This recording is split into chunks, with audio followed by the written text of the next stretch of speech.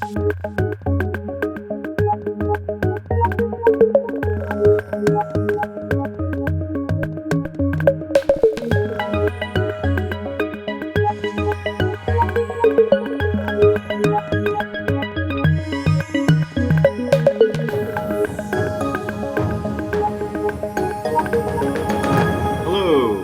is Douglas Robinson from Beyond 20. I'm a solutions consultant, and today we're going to be taking a look at how we can show the current week number in Cherwell.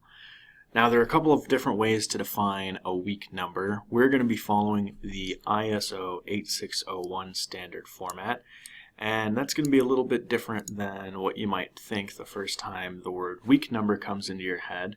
And we'll go into a couple of the complications that come up when we try to calculate out what the current week is based on this standard. So the ISO 8601 standard defines the week number as the number of weeks that have passed since the first week of the year. Or at least that's how we can interpret it. The first week of the year, however, is not going to be the first week with January 1st in it. The first week of the year is going to be the first week that has at least 4 days of the year in it.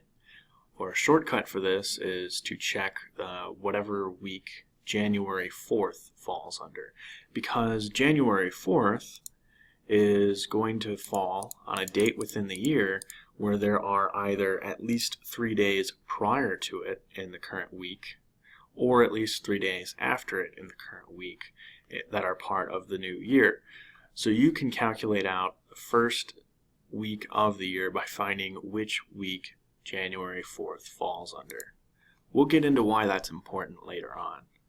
But it is important to know that the ISO standard here defines the first week of the year as the first week that contains January 4th.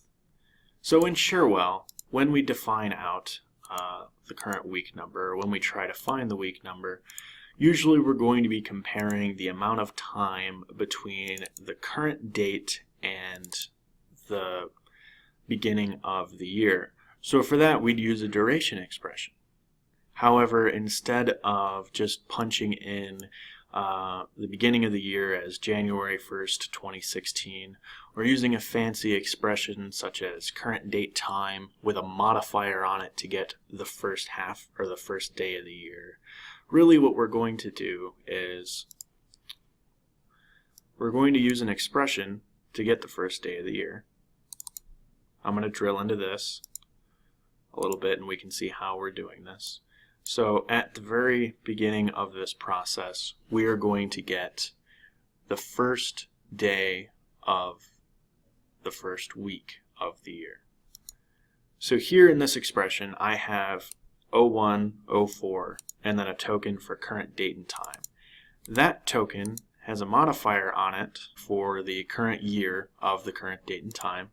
So this expression will always calculate out to January 4th of the current year. We're going to use that later to find out the first day of the first week of the year.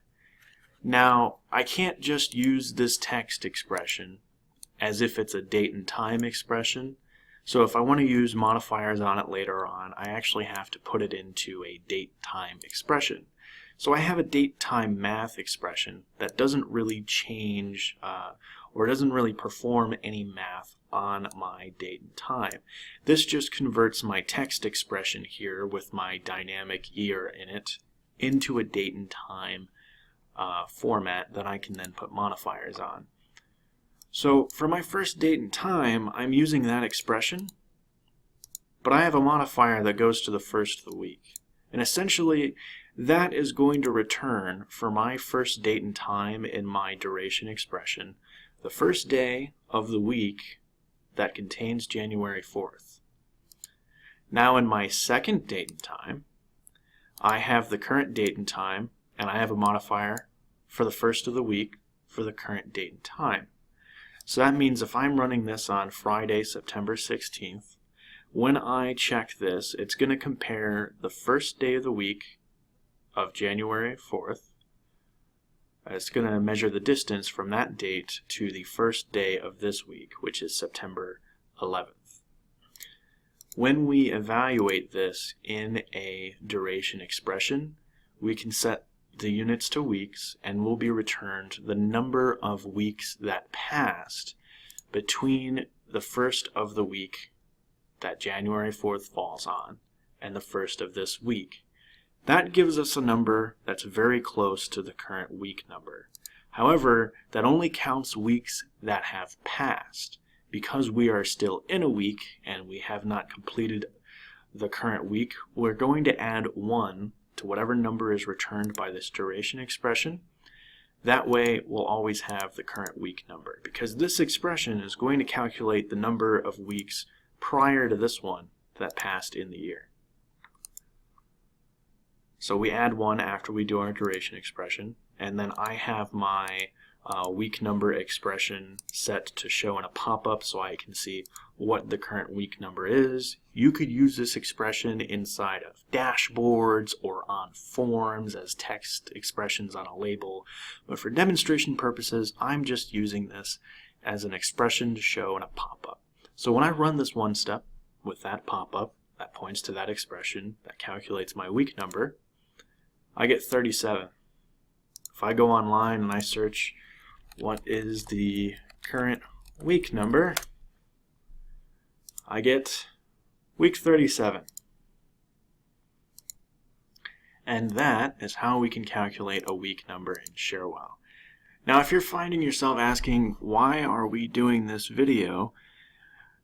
The reason for this is because we don't have a modifier for a date and time that'll give us the first, or that'll give us the number of the week of the year. So if I wanted to show current date time, there's no modifier on current date time where I can pull in which week of the year I'm in. I can show the first of the month, the first of the week, the first of the year. I can put fancy formats on whichever value I end up with. But there's no week number, and that's really what we're here to do. So that's how we can calculate a week number, and that's really all that we're going to be covering in this video today. So feel free to subscribe to our YouTube channel at youtube.com/beyond20llc to find other fantastic videos like this one. And if you have any questions, feel free to submit them in the comment section below, reach out to us via Twitter, or even send us an email using the contact information on our website, beyond20.com. Thanks.